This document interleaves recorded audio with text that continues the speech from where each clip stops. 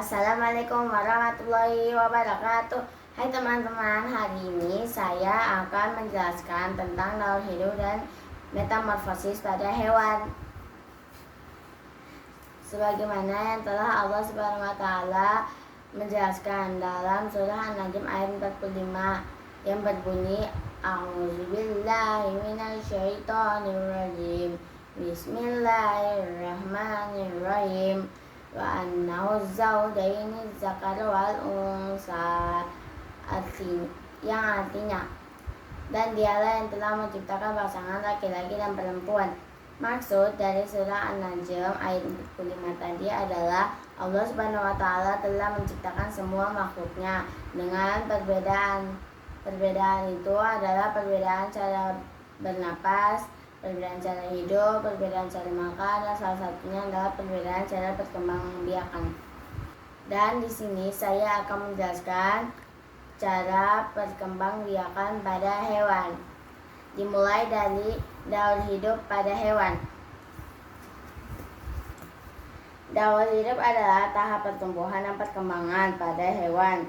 Sedangkan metamorfosis adalah hewan yang mengalami perubahan bentuk pada setiap tahap pertumbuhan kembangannya.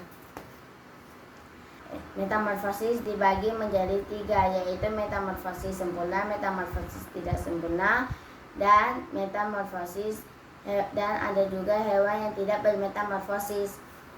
Yang pertama adalah hewan yang bermetamorfosis sempurna.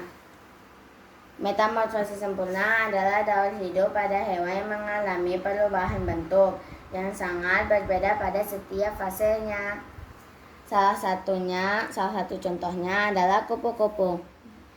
Kupu-kupu ini termasuk hewan yang bermetamorfosis sempurna karena daur hidup kupu-kupu memiliki fase kepompong atau pupa dan juga larva. Daur hidup kupu-kupu dimulai dari telur. Telur ini akan menetas dan mengeluarkan larva. Larva akan membuat kepompong muda dan kepompong muda akan menjadi kepompong tua. Dan kepompong tua akan terbelah dan mengeluarkan kupu-kupu muda, dan kupu-kupu muda akan menjadi kupu-kupu dewasa, dan kupu-kupu dewasa atau imago akan bertelur lagi, dan seterusnya akan berulang-ulang seterusnya. Dan yang kedua adalah hewan yang bermetamorfosis tidak sempurna. Hewan yang bermetamorfosis tidak sempurna adalah daur hidup hewan yang mengalami perubahan bentuk yang tidak jauh berbeda pada setiap perkembangannya. Salah satu contohnya adalah capung. Capung ini termasuk hewan yang bermetamorfosis tidak sempurna karena dia tidak melewati fase pupa atau kepompong. Daur hidup capung dimulai dari telur. Telur capung akan menetas dan mengeluarkan nimfa. Nimfa ini akan tumbuh menjadi capung dewasa. Capung dewasa akan bertelur dan akan seterusnya berulang-ulang kali. Teman-teman, kenapa capung disebut hewan yang bermetamorfosis sempurna? Karena capung tersebut tidak mengalami fase pertumbuhan kepompong atau pupa. Mereka hanya mengalami proses pertumbuhan. Proses pertumbuhan itu terdiri dari 3 prosesnya, yaitu telur, nimfa, dan juga dewasa atau imago.